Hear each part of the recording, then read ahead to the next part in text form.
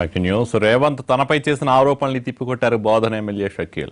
Passport broker అయిన షకీల్ కు మాజీ మంత్రి సుదర్శన్ రెడ్డికి పోలికేంటని మండిపడ్డ Revanth Gulf agent cricket betting ఏది చూసినా షకీల్ పేరే వినిపిస్తోందని సెటైర్లేశారు. రేవంత్ లాంటి జోకర్ తన గురించి మాట్లాడటం ఏంటని కామెంట్ చేశారు షకీల్. పాస్పోర్ట్ కేసులో తనకు శిక్ష పడ్డట్లు నిరూపిస్తే దేనికైనా సిద్ధమని సవాల్ విసిరారు. సుదర్శన్ రెడ్డి గారికి మీ పాస్పోర్ట్ల బ్రోకర్ అయిన షకీల్ కి ఏమన్నా పోలిక ఉన్నదా?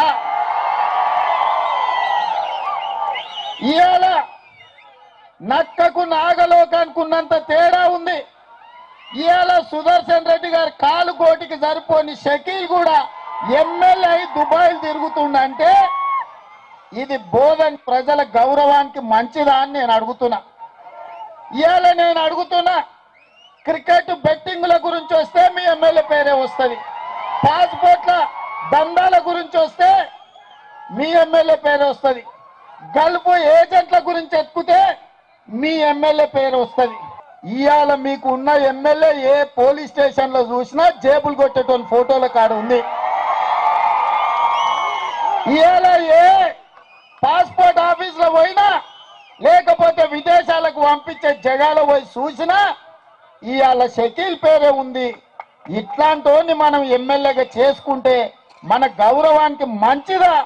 ఒక్కసారి ఆలోచన చేయండి. ఆ జోకర్ రేవంత్ రెడ్డి గారు నిన్న మాట్లాడుతూ మళ్ళా పాస్పోర్ట్ కేసు ఉన్నది అని చెప్పిండు. నేను గతంలో కూడా అనేక సార్లు చెప్పాను, ఇప్పుడు కూడా వాడిని కూడా చెప్తున్నా, సుదర్శన్ రెడ్డి ఈయన రేవంత్ రెడ్డి గారిని కూడా చెప్తున్నా.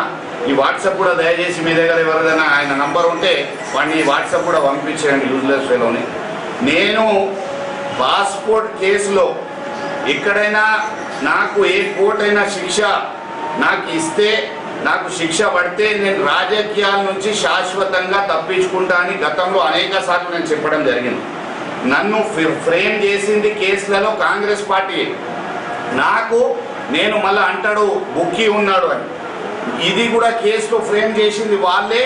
కోర్టు నుంచి బాజాబ్తా బరి అయ్యి ఎక్వటల్ అయినా, ఆ కోర్టు ఎక్వటల్ చేసిన తర్వాత ఇలాంటి తప్పు ఆరోపణలు అంటే ఒక కాగితం తీసుకొని ప్రతి జగ టీవీలో ఓరుడు, నీకు దమ్ము ఉంటే నా దగ్గర ముందు వచ్చి మాట్లాడు. నువ్వు అంటున్నావు సోయం బాపురావు కేసులో ఉన్నాడు, పాస్పోర్ట్ కేసులో ఉన్నాడు, నిరూపించు. నన్ను నా మీద ఎందుకు ఎఫ్ఐఆర్ చేయలే? మళ్ళీ మీరు ఏం పీక్కున్నారు, ఏం నా మీద ప్రూవ్ చేసుకున్నారు? ఈ 10 సంవత్సరాలలో మీ ప్రభుత్వం ఉండి తప్పు కేసులు పెట్టి కూడా న్యాయశాఖ మీద టోటల్ నాకు విశ్వాసం ఉంది. 100% నేను ఎక్వటల్ అయిపోయినా.